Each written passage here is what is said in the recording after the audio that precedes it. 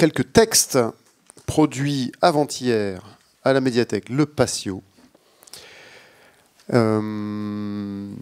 avec, je sais pas, une petite équipe d'une quinzaine de personnes. Nous étions une quinzaine, c'était très chaleureux et agréable. 3 heures d'atelier quasiment, y compris les petites lectures que nous fîmes les unes et les uns pour les autres.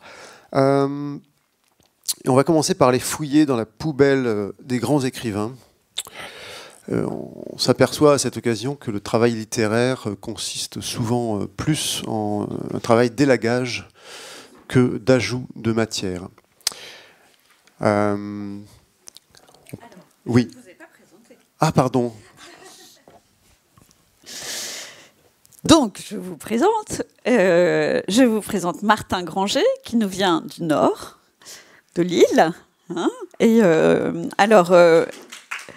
Martin, on peut dire que tu travailles pas mal la musique, tu organises aussi des ateliers d'écriture un peu partout, mais aussi des expositions. Parfois, tu te transformes en yogi, en gourou yogi, voilà, exactement. Donc voilà, beaucoup de cordes à ton arc, voilà, et ça fait la combienième fois que tu viens ici? 4e, madame. La 4e. Bon, voilà, et on espère bien t'accueillir à nouveau. Donc, et Benoît, donc metteur en scène, qui anime aussi les ateliers d'écriture à Pirou, mais qui est aussi le directeur artistique du festival. Demi-recteur artistique du festival Pirouésie, où je vous conseille tous d'aller si vous aimez les ateliers d'écriture, parce que c'est un vrai régal. C'est une semaine d'ateliers d'écriture dans la Manche. Donc voilà, et c'est là que j'ai rencontré ces 2 gaillards, voilà, et je leur ai dit toujours avoir une semaine d'atelier dans la Manche. Toujours. Exactement, voilà, tu me le retires de la bouche. Donc voilà, on est toujours ravis de vous accueillir et c'est un plaisir à chaque fois d'avoir cette restitution des ateliers d'écriture. On vous écoute. Merci Mathilde, dont j'ai découvert le surnom tout à l'heure, mais je garderai un silence pudique. Oui, je disais que c'est toujours intéressant de fouiller dans la poubelle des grands écrivains, puisqu'on s'aperçoit en lisant leurs brouillons que bien souvent leur travail consiste à élaguer plutôt qu'à embellir, jusqu'à parvenir à la moelle, j'allais dire. Enfin, j'ai pas d'épithète en tête qui... Vous êtes tombé dans mon piège. Bref, leur premier jet montre qu'ils ont souvent tendance à en faire un petit peu trop. Et on s'est procuré vendredi dernier, grâce aux archives départementales, une bonne petite série de brouillons. On va commencer avec celui-ci. Bien que signifiant ostensiblement son opposition par des mouvements frénétiques du chef, il acquiesce du plus profond de son être. Il est prêt à accepter sans réserve tout ce vers quoi ses goûts le portent, malgré l'opposition frontale qu'il manifeste à la personne que les pouvoirs publics ont chargée de parfaire son éducation. Il s'agit d'un brouillon de Jacques Prévert que j'ai donné en exemple vendredi. Vous avez peut-être reconnu le texte auquel ce brouillon a donné naissance après un petit travail d'élagage. Voilà. Il dit non avec la tête, mais il dit oui avec le cœur. Il dit oui à ceux qu'il aime, il dit non au professeur. On peut comparer et voir que le prévert verbeux, le préverbeux, bah, c'est quand même moins bon, souvent. Hein, ça tend un peu vers Proust. Mais... Deuxième petit exemple. Avant que l'astre du jour eût terminé sa course dans l'azur, en disparaissant derrière l'horizon, la fille d'Ève qui contribua pour moitié à mon patrimoine génétique est passée de vie à trépas. Vous aurez sans doute reconnu l'incipit de L'étranger d'Albert Camus. Suite à quelques remarques de son éditeur, eh bien, cette phrase est devenue aujourd'hui « Maman est morte ». Je ne sais pas ce que j'ai foutu avec ce diaporama. Il y a un problème de transparence. J'espère que ça ne va pas nous... Qu'est-ce que... Non, voilà. Voilà, fort de ces 2 exemples, nos participantes et participants à l'atelier ont proposé d'autres propositions. Je m'empresse de dire que j'aurais aimé en recevoir plus par la poste. mais on en a reçu finalement assez peu. 4 notes, 3 couplets et un refrain, 4 consonnes et 3 voyelles. Poussez la ritournelle, d'où, selon l'humeur, jaillit la joie. Feule la colère, j'ai cru que c'était un S à l'ancienne. Feule la colère, j'ai mis le chagrin, comme toi et moi.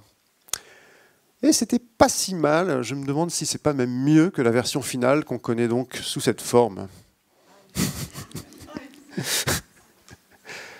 On continue. Petite, j'ai toujours trouvé le temps infiniment long, surtout les jours fériés, au point de préférer zapper le dîner pour enfin retrouver mon ours et mes oreillers dans un lit au drap propre et avant même que la nuit fût tombée. Alors je ne pense pas que ce soit de Marcel, peut-être ça, une sœur, mais ça a effectivement donné... Est-ce que tout le monde voit bien? Très bien. Longtemps, je me suis couché de bonne heure. Et je crois qu'on termine pour cet exercice qui était donc, vous l'aurez compris, un exercice de dilatation. Il s'agissait d'introduire le gène PCR 128692 de M. Beckers dans des textes trop courts. C'est une reprise à la basse continue du canon de Pachelbel que je devais travailler au piano pour enfin prouver à mon frère aîné que oui, la musique pouvait s'incarner dans ma personnalité destinée à la danse classique davantage qu'au piano. Ah là, oui, on l'a déjà eu, mais c'est une autre version. C'est une autre version, c'est un texte qui a été beaucoup remanié, donc c'était bien. C'est une chanson qui nous ressemble également. Que je ne dise pas de bêtises, je pense qu'on va passer à toi, Benoît. À moins qu'il ne me reste une... Ah oui, non, pardon, il nous en reste une petite... Lorsque l'inclinaison de l'axe de rotation de la Terre conduit à la diminution de la durée du jour, les sons prolongés produits par le frottement du crin de cheval sur les cordes tendues et qui évoquent volontiers une plainte douloureuse et lancinante provoquent sur l'un de mes organes internes auxquels je tiens le plus une lésion qui me porte à l'ennui et à la mélancolie. Oui, on aura reconnu le sanglot long des violons de l'automne blesse mon cœur d'une langueur monotone. Voilà, comme quoi, souvent, les plus courtes sont les meilleures. Et je crois qu'on termine là-dessus avec un géant que je ne connaissais pas. C'est en me livrant à des recherches iconographiques pour trouver une image d'un géant que je suis tombé sur celui-ci que je n'avais jamais vu. Et je ne sais pas si on en a parlé dans les différentes conférences, mais on va le laisser pendant ton Alors, nous avons travaillé ensuite sur ce que j'ai appelé un anti-marronnier. Vous connaissez les marronniers, il y en a des très, très connus qui fleurissent à la une des magazines. Et il y en a souvent un qui revient, c'est les 10 personnalités les plus importantes de France, ou les 10 personnalités les plus influentes de France. Et là, on a voulu travailler sur faire un répertoire des X, peut-être 10, on n'en était pas loin de 10, je pense, personnalités les moins importantes de France. On a donc chacun à chercher dans sa mémoire, dans son quartier, des personnalités les moins importantes de France et voir en quoi ces personnalités sont aussi à leur manière des pivots et donc des géants d'une certaine manière. Voilà. Qui veut commencer? Est-ce qu'on a le texte de François en audio ou est-ce que je le mets directement là? À ce moment-là, je vais devoir juste dépluguer Non, mais je peux le mettre direct. Tu peux le mettre direct? Oui, il n'y a pas beaucoup. Parce qu'on l'aura pas dans la vidéo. D'accord. Attention, je déplugue.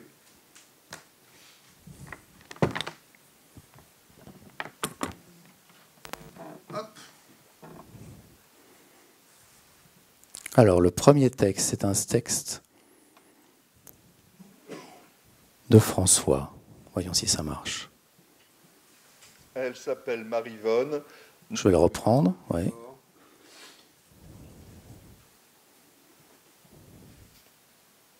Elle s'appelle Marivonne, n'a jamais fait la une. Elle habite derrière le mur. Elle n'est pas née dans un paquebot. Elle a gardé sa maison que son beau-fils lui permet d'occuper avec quelques moissonneuses. Elle n'a jamais gagné de bataille. Elle a été cambriolée, peut-être a-t-elle été institutrice avec quelques élèves colériques. Elle connaît tous tes problèmes, elle partage tous tes rêves, elle rit quand elle te croise, elle n'est rien d'autre qu'une voisine ordinaire. Elle n'a pas connu la gloire, elle reste sur le pas de la porte, elle accueille des chiens en crise, elle marche le long des chemins. toujours avec son air dans lequel je me perds.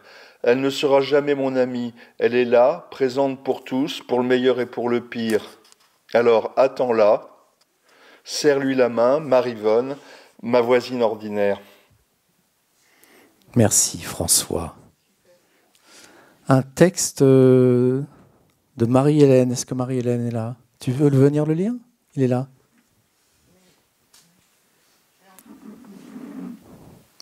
Tu peux le lire sur l'ordi, il est là. Si tu veux t'asseoir là.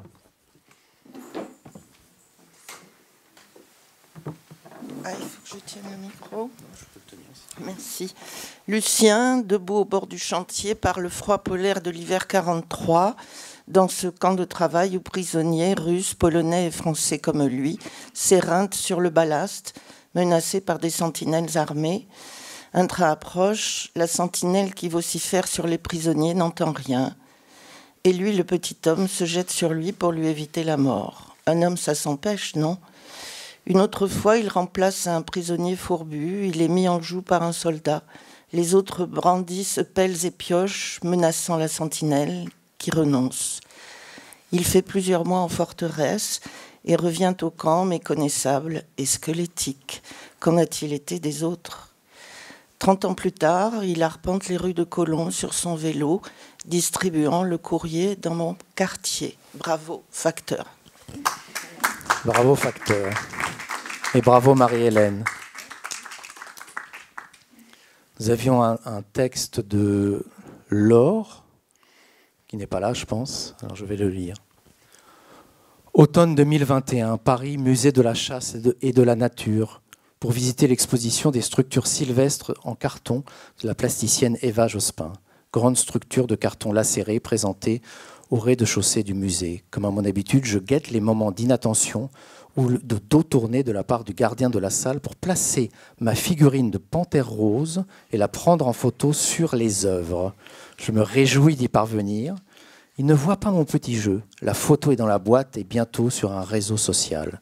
De toute façon, il était occupé à surveiller cette femme au sac à main monogrammé, volumineux, qui pourrait heurter les œuvres. Et maintenant, il est capturé par l'écran de son smartphone. Tss. Mais j'ai remarqué qu'il a salué très aimablement chaque visiteur entrant dans la salle, plongé dans la pénombre du rez-de-chaussée. Je monte à l'étage. Revoir les cabinets de curiosité de la collection permanente, crotte de loup, empreinte de renard. Je me retourne, il est là, discret, allure soignée dans son uniforme costume, cheveux gominés, l'œil rieur. Je l'ignore cordialement. Qu'il doit s'ennuyer toute la journée. Je passe saluer l'ours polaire empaillé. Je me retourne, il est là. Alors, je lui souris timidement. Bonjour, toujours aussi impressionnant ce plantigrade, je marmonne. Nous sommes seuls dans la salle, tout enjoué. Il me raconte avec précision l'histoire de l'ours polaire et de son collectionneur. Merci, merci pour toutes ces informations. Je me dirige vers le dernier étage. Je l'entends au loin saluer de nouveaux visiteurs entrant dans la salle de l'ours polaire. Tiens, une salle de photographie contemporaine que je ne connaissais pas. Un couple de jeunes au style étudiant en arts plastiques occupe la salle et qui voilà, le gardien. D'emblée, il nous livre des explications et éclairages quant à ses œuvres. Merci, 1000 fois merci. Tout imbu de mes prétendues connaissances en art, je serais passé à côté de la moitié de l'exposition sans cet homme. Mais surtout, quelle joie contagieuse que celui qui donne du sens à son travail et offre de la joie en toute discrétion, sans aucune attente. Et c'est signé Laure et la panthère rose. Éléonore Gogel n'est pas là. Éléonore, je lis son texte. Massy Palaiseau, au pied de l'escalier qui monte la passerelle. Il se tient là, assis sur son petit tabouret pliant, tout contre la paroi, de sorte que l'on passe devant lui sans le voir, qu'il vente, pleuve ou que la canicule guette. Il est là, pas de doute, vous le trouverez. Il porte un pardessus gris, je crois, barbe fatiguée.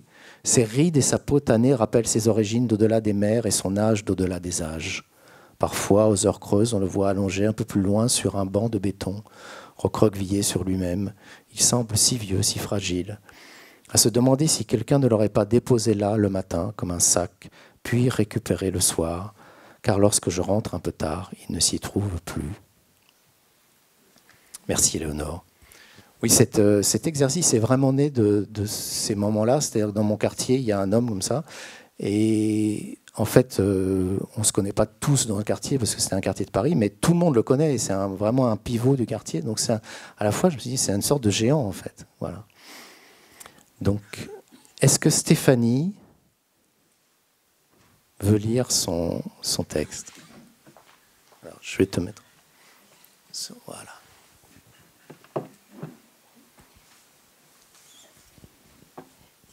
Il s'appelait Philippe, il vivait dans sa guimbarde rouge, un bordel sans nom, sa cuisine, son frigo, son armoire, sa salle d'eau, son salon. Ça débordait de partout. Son taco était garé devant le portail de ma résidence à Paris.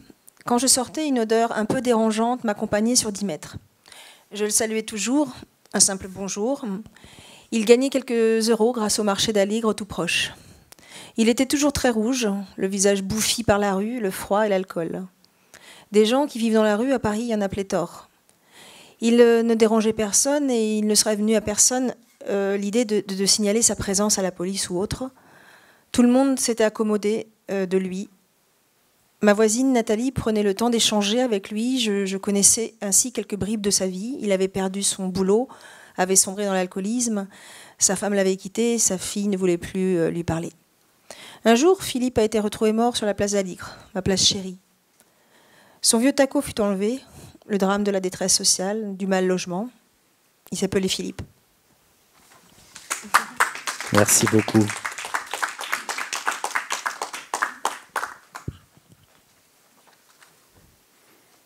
Voilà, est-ce qu'on a d'autres... quelqu'un qui veut lire un autre géant comme ça, non? Bon, c'est bon alors. On va passer à l'exercice suivant. Merci beaucoup. Alors on va passer à une forme poétique que Michel Métaille appelle les compléments de nom. Et donc c'est une poète qui a, j'espère ne pas dire de bêtises parce que j'ai pas trop checké avant, mais je pense qu'elle a commencé un poème il y a plus d'une quarantaine d'années maintenant, qui n'est toujours pas terminé, et qui grossit par compléments de nom successifs, avec cette originalité que le poème grossit par la gauche. C'est-à-dire, vous allez vite comprendre. Donc là, c'est un exercice d'écriture collective auquel nous nous sommes livrés vendredi. Alors pour ceux qui participaient, j'ai rajouté juste l'autobus, parce que ça me paraissait évident. L'autobus, l'arrêt d'autobus, l'arrivée à l'arrêt d'autobus, la joie de l'arrivée à l'arrêt d'autobus, l'impatience de la joie de l'arrivée à l'arrêt d'autobus, la sueur de l'impatience de la joie de l'arrivée à l'arrêt d'autobus, l'odeur de la sueur de l'impatience de la joie de l'arrivée à l'arrêt d'autobus, le désagrément de l'odeur de la sueur de l'impatience de la joie de l'arrivée à l'arrêt d'autobus. Et pour le deuxième, je crois que je vais ajouter un piano, parce que ça me paraît aussi évident en le lisant ici. Le piano, l'accord du piano, l'échec de l'accord du piano, le retentissement de l'échec de l'accord du piano, le souffle du retentissement de l'échec de l'accord du piano, la puissance du souffle du retentissement de l'échec de l'accord du piano, l'éclair de la puissance du souffle du retentissement de l'échec de l'accord du piano, l'extinction de l'éclair de la puissance du souffle du retentissement de l'échec de l'accord du piano. Il y en a d'autres, il y en a d'autres. La pâleur, le reflet de la pâleur, les lunettes du reflet de la pâleur, la forme des lunettes du reflet de la pâleur, l'obsolescence de la forme des lunettes du reflet de la pâleur, la réalité de l'obsolescence de la forme des lunettes du reflet de la pâleur, le miroir de la réalité de l'obsolescence de la forme des lunettes du reflet de la pâleur, les débris du miroir de la réalité de l'obsolescence de la forme des lunettes du reflet de la pâleur. La bouteille, la couleur de la bouteille, la prison de la couleur de la bouteille, l'ennui de la prison de la couleur de la bouteille, la douceur de l'ennui de la prison de la couleur de la bouteille, le moelleux de la douceur, de l'ennui, de la prison, de la couleur de la bouteille. L'os du moelleux de la douceur, de l'ennui, de la prison, de la couleur de la bouteille. Les ligaments de l'os du moelleux de la douceur, de l'ennui, de la prison, de la couleur de la bouteille. La tension des ligaments de l'os, du moelleux de la douceur, de l'ennui, de la prison, de la couleur de la bouteille. Le ressort de la tension des ligaments de l'os, du moelleux, de la douceur, de l'ennui, de la prison, de la couleur de la bouteille. Ça pourrait continuer à l'infini, mais il y a un nombre de vers égal au nombre de participants.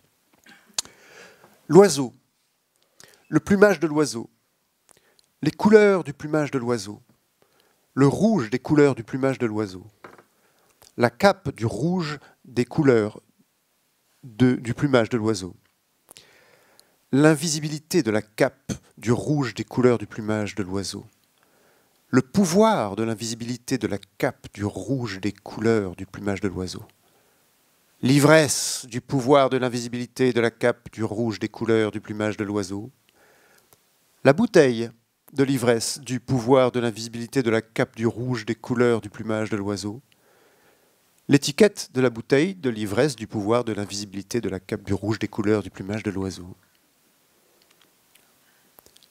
le jardin, l'esprit du jardin, l'humanité de l'esprit du jardin, la fin de l'humanité de l'esprit du jardin, la perspective de la fin de l'humanité de l'esprit du jardin, la porte de la perspective de la fin de l'humanité de l'esprit du jardin, la solidité de la porte de la perspective de la fin de l'humanité de l'esprit du jardin. Le monde, le chant du monde.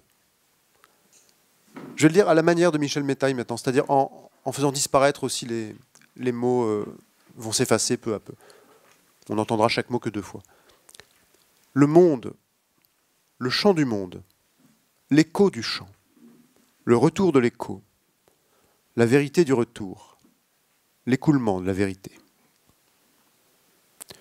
L'aurore, les amants de l'aurore, la verbosité des amants, l'abondance de la verbosité, les ruminants de l'abondance, le fromage des ruminants, le crémeux du fromage, l'odeur du crémeux,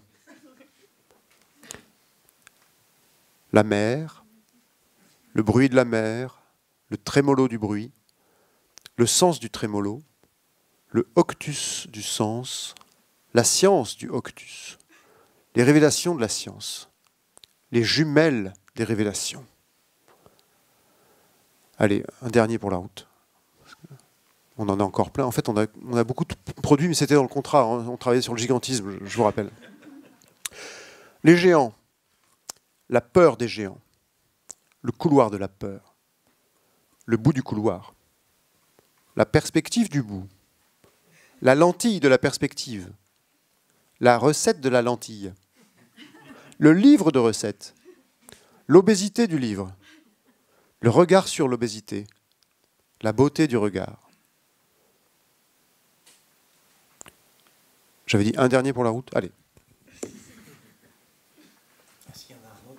Il y en a plusieurs autres, mais allez, j'aime bien celui-là aussi. L'étagère. Le livre sur l'étagère. L'odeur du livre sur l'étagère. L'ivresse de l'odeur du livre sur l'étagère. La fébrilité de l'ivresse de l'odeur du livre sur l'étagère. Le remède à la fébrilité de l'ivresse de l'odeur du livre sur l'étagère. L'angoisse du remède à la fébrilité de l'ivresse de l'odeur du livre sur l'étagère. Le thermomètre de l'angoisse du remède à la fébrilité de l'ivresse de l'odeur du livre sur l'étagère. Le mercure du thermomètre de l'angoisse du remède à la fébrilité de l'ivresse de l'odeur du livre sur l'étagère. La planète de Mercure du thermomètre de l'angoisse du remède à la fébrilité de l'ivresse de l'odeur du livre sur l'étagère. Le microcosme de la planète de Mercure du thermomètre de l'angoisse du remède à la fébrilité de l'ivresse de l'odeur du livre sur l'étagère.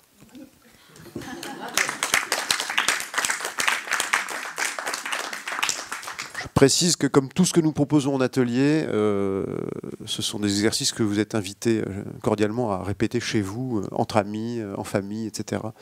C'est tout à fait amusant. Merci.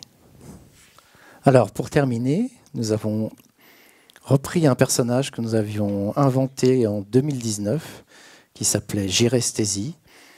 On a hésité à passer la vidéo de 17 minutes de Giresthésie en 2019, mais vous l'irez regarder sur les plateformes. Mais c'était un vrai personnage qui a son livre complet. Et donc, nous avons fait un blason de Giresthésie. Giresthésie est une géante, et nous avons fait un blason, c'est une tradition, un poème qui rend hommage à chaque partie du corps de cette géante. Et donc, en ouverture de ce long poème que nous allons vous lire, Martin et moi, Xavier va lire l'ouverture du poème. Plutôt ici pour la caméra.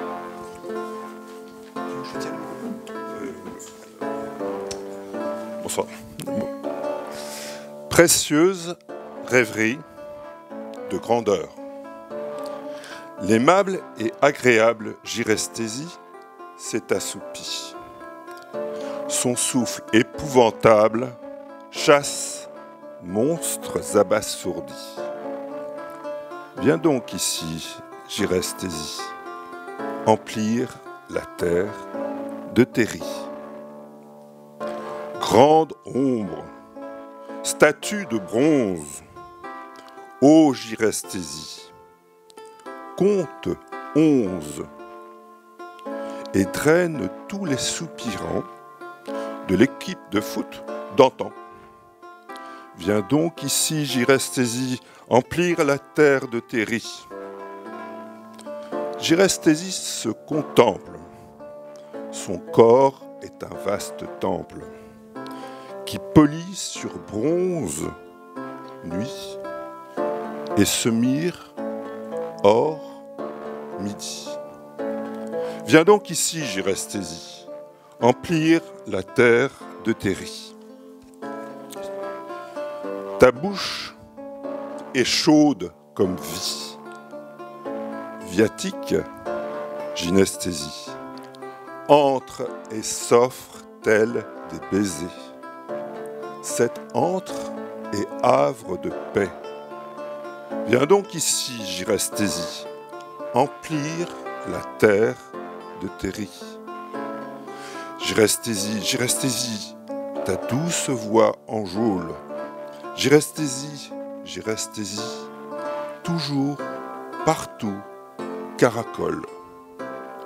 Viens donc ici, Giresthésie, emplir la terre de tes ris. Ô géante, minuscule hâle, cuivrée, crépuscule, la fébrile aurore d'argent sera ta plus belle enfant. Viens donc ici, Giresthésie, emplir la terre de tes ris. Merci.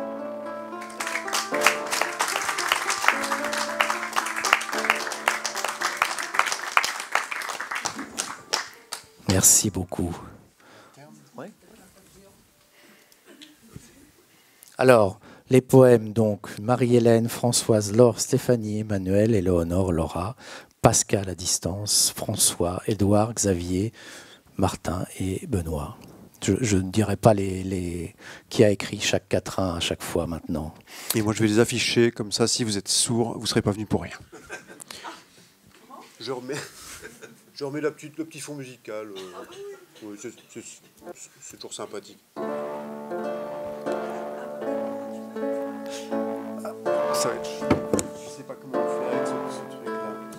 Ah, voilà. Ouais, mais non.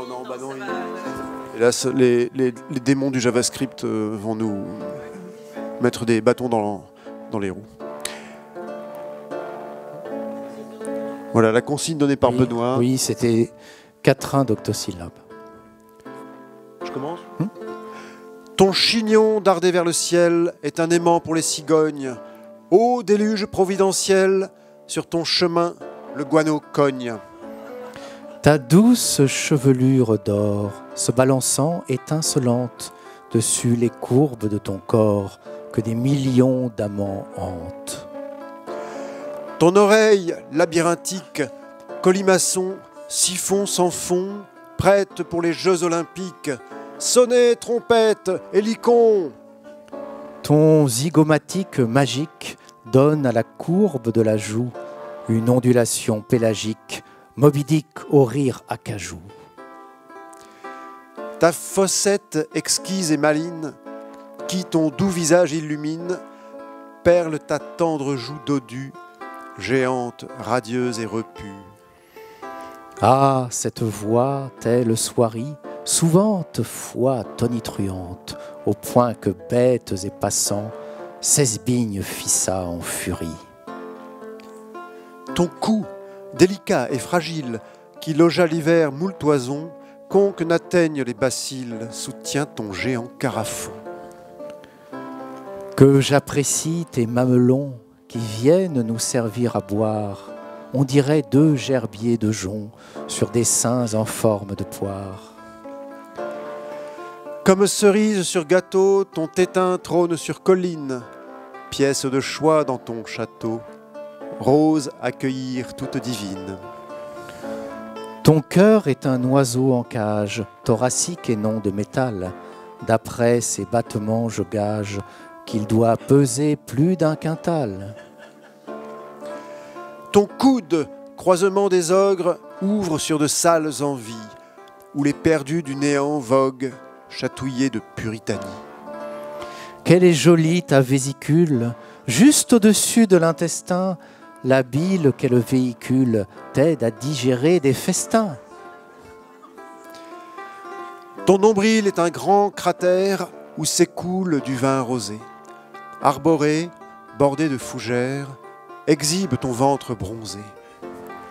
Tes belles menottes graciles, vêtues de verdure ce gant, nature transforme facile ton geste doux en ouragan. Que tes glandes sudoripares produisent un jus abondant. Il faut le stocker pour le boire, mais nul tonneau n'est assez grand. Pour ton peton sensible au froid, apportons la serviette éponge qui vient en procession de 3 et bloque toute la rue Monge.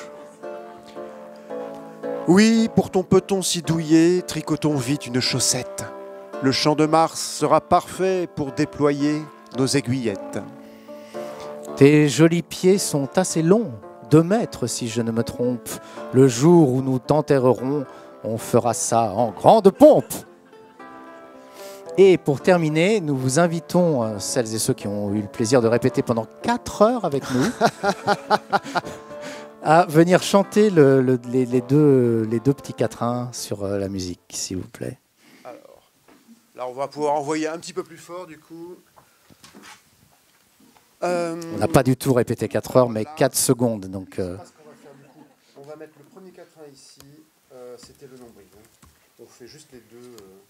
Alors, il faut chanter dans le micro, on me dit. Le premier va être là. Il y en a un là. Qu'est-ce qui se sent bien? On peut faire une petite répétition là. Non, mais il est bien le micro. Non, pas de la chose. On va essayer.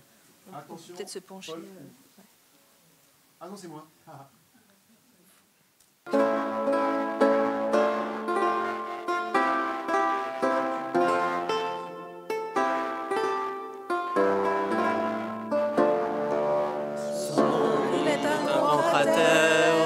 Où s'écoule du vin rosé, arboré bordé de fougères, elle exhibe un ventre bronzé.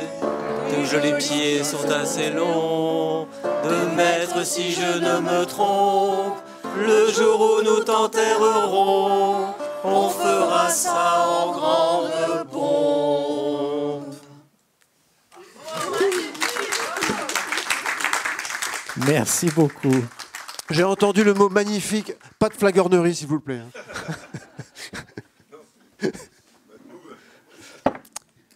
Voilà. Merci beaucoup. Je crois que nous avons, suite à quelques recherches iconographiques supplémentaires, je voudrais simplement vous présenter un sujet intéressant, une photographie transmise par le professeur Albert Beckers. Un sujet chez lequel des analyses génétiques ont pu mettre en évidence la présence du gène GPR102 qui provoque outre une sécrétion de divers enzymes tels que la gymnase, la kamikaze ou l'épectase, un dérèglement de la pigmentation et une transformation de la mélanine en chlorophylle. Et ça n'est pas très agréable à vivre, je peux vous en assurer. Merci de votre attention.